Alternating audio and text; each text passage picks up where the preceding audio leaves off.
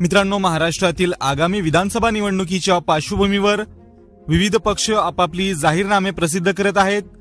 अशातच मागच्या व्हिडिओमध्ये आपण भारतीय जनता पक्षाचा जाहीरनामा बघितलेला आहे, ज्यामध्ये संकल्प पत्र म्हणून त्यांनी आपला जाहीरनामा प्रसिद्ध केलेला होता आणि अनेक मोठे निर्णय या ठिकाणी जाहीर केले होते। तर महाविकास आघाडीने सुद्धा आपला जाहीरनामा प्रसिद्ध केलेला आहे, त्यामध्ये सुद्धा त्यांनी काही महत्त्वपूर्ण असे निर्णय घेतलेले आहे। तर राज्यात जर ते सत्तेत आले तर ते आपल्या वचननाम्यानुसार कोणते निर्णय घेतील या संदर्भातील माहिती आपण या व्हिडिओमध्ये जाणून घेणार आहोत। त्यासाठी हा व्हिडिओ शेवटपर्यंत नक्की पहा। चॅनलवर तुम्ही पहिल्यांदा आला असाल तर चॅनलला सबस्क्राइब करून घ्या, नोटिफिकेशन बेल नक्की दाबा। तर चला सुरू करूयात हा अत्यंत महत्त्वाचा व्हिडिओ। मित्रांनो, महाविकास आघाडीने आपल्या जाहीरनाम्याला महाराष्ट्रनामा असे नाव दिलेले आहे। यामध्ये पवार, गांधी, ठाकरेंचा शब्द म्हणत पहिल्या 100 दिवसात कोणते निर्णय घेण्यात येतील याची माहिती देण्यात आलेली आहे। तर सुरुवातीला महिलांसाठी काय निर्णय घेण्यात आलेले आहे, ज्यामध्ये महालक्ष्मी योजनेअंतर्गत महिलांना प्रतिमाह 3000 रुपये देणार असल्याचा निर्णय आहे।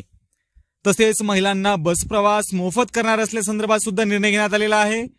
स्वयंपाकाचे 6 गॅस सिलेंडर प्रत्येकी 500 रुपयात उपलब्ध करून देणार असल्याचा निर्णय सुद्धा या जाहीरनाम्यात समाविष्ट करण्यात आलेला आहे। महिला, लहान मुले मुली यांच्यासाठी निर्भय महाराष्ट्र धोरण आखणार, तसेच शक्ती कायद्याची अंमलबजावणी करणार असल्याचा निर्णय सुद्धा समाविष्ट करण्यात आलेला आहे। 9 ते 16 वयोगटातील सर्व मुलींना गर्भमुख कर्करोग अर्थात सर्वायकल कॅन्सर प्रतिबंधक लस देणार असल्याचं आणि ते सुद्धा मोफत देणार असल्याचा निर्णय सुद्धा समाविष्ट करण्यात आलेला आहे। महिला कर्मचाऱ्यांना मासिक पाळीच्या दिवसात 2 दिवस ऐच्छिक रजा देणार, बचत गट सक्षमीकरणासाठी स्वतंत्र विभाग स्थापन करणार, स्वतंत्र बाल कल्याण मंत्रालय स्थापन करणार आणि जन्माला आलेल्या प्रत्येक मुलीच्या नावे ठराविक रक्कम बँकेत ठेवून तिने 18 वर्षे पूर्ण केल्यानंतर तिला 1 लाख रुपये देणार असल्याचा निर्णय महिलांसाठी महाविकास आघाडीने आपल्या जाहीरनाम्यात समाविष्ट केलेला आहे।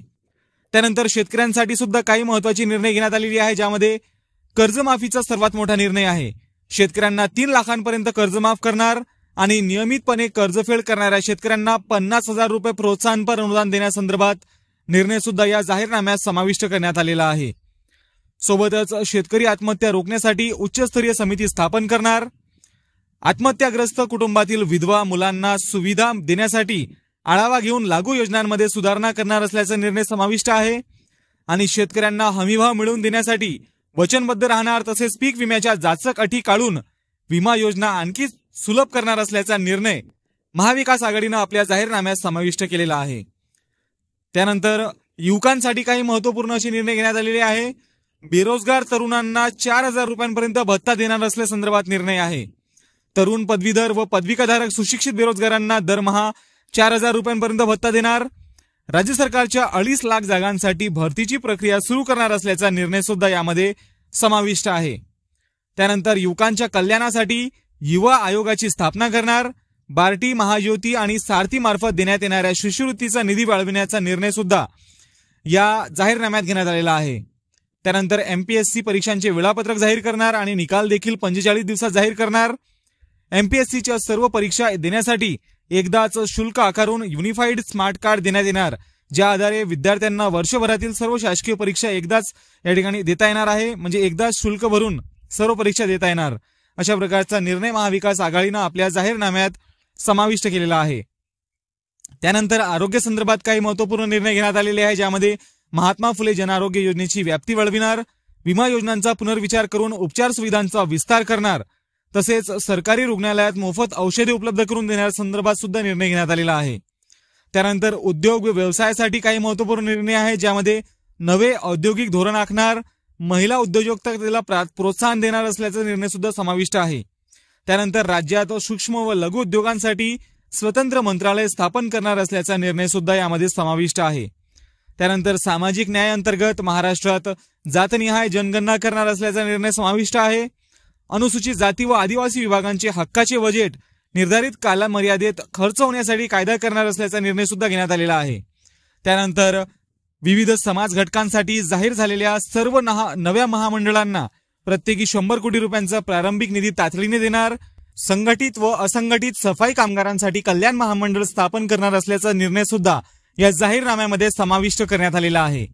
सोबतच संजय गांधी निराधार योजनेसाठीची उत्पन्न मर्यादा 21,000 वाढवून 50,000 रुपये करणार असल्याचा निर्णय सुद्धा महाविकास आघाडीनं आपल्या जाहीरनाम्यात घेतलेला आहे। योजनेच्या लाभाची रक्कम 1,500 रुपयांवरून वाढवून 2,000 रुपये करणार असल्याचा निर्णय सुद्धा या जाहीरनाम्यात समाविष्ट करण्यात आलेला आहे। त्यानंतर विधवा, परित्यक्त्या, वृद्ध यांच्यासाठीच्या संजय गांधी निराधार, श्रावण बाळ इत्यादी सर्व योजनांचे सुसूत्रीकरण करणार असल्याचा निर्णय सुद्धा घेण्यात आलेला आहे।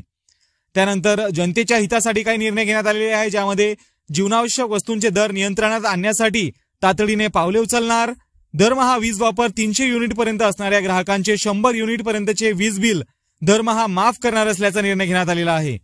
त्यानंतर वीज ग्राहकांचा विरोध लक्षात घेऊन प्रीपेड मीटर्स योजनेचा आढावा घेणार आणि सरकारी कर्मचाऱ्यांना जुनी पेन्शन योजना लागू करणार असल्याचा निर्णय महाविकास आघाडीनं आपल्या जाहीरनाम्यात समाविष्ट केलेला आहे। त्यानंतर वृद्ध कलावंतांचे मानधन वाढविणार, शिवभोजन थाळी योजना केंद्राची संख्या वाढविणार असल्याचा निर्णय सुद्धा घेण्यात आलेला आहे।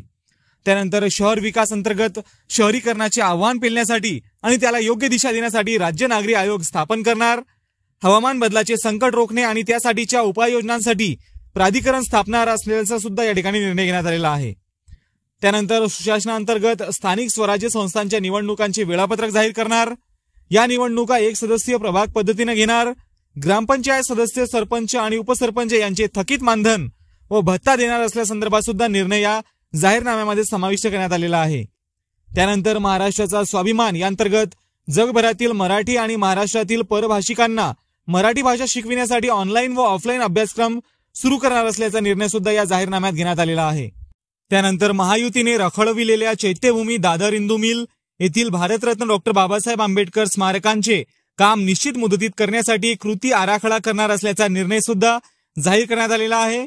तसेच महायुती सरकारनं पक्षपाती भूमिकेतून काढलेल्या अध्यादेशांचा फेरविचार करणार असल्याचा निर्णय सुद्धा घेण्यात आलेला आहे। महायुती सरकारनं खासगी संस्था व व्यक्तींना भूखंड देण्याबाबत काढलेल्या आदेशांचा फेरविचार करणार आणि क्रांतीसूर्य महात्मा फुले, लोकशाहीर अण्णाभाऊ साठे आणि कर्मवीर भाऊराव पाटील यांना भारतरत्न प्रदान करण्याची आग्रही मागणी केंद्र सरकारकडे करणार असल्याचा निर्णय सुद्धा महाविकास आघाडीनं आपल्या जाहीरनाम्यात घेतलेला आहे। त्यानंतर राज्य सरकारला धोरणात्मक निर्णय घेण्यास मदत करण्यासाठी राज्य सल्लागार मंडळाची स्थापना करणार, विविध क्षेत्रातील तज्ज्ञांना यात सामावून घेणार असल्याचा निर्णय सुद्धा समाविष्ट करण्यात आलेला आहे।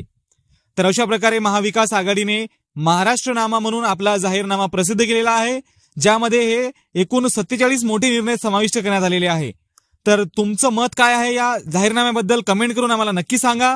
कोणता निर्णय या ठिकाणी योग्य वाटला आणि कोणत्या निर्णयात सुधारणा आवश्यक आहे हे सुद्धा कमेंट करून आम्हाला नक्की सांगा।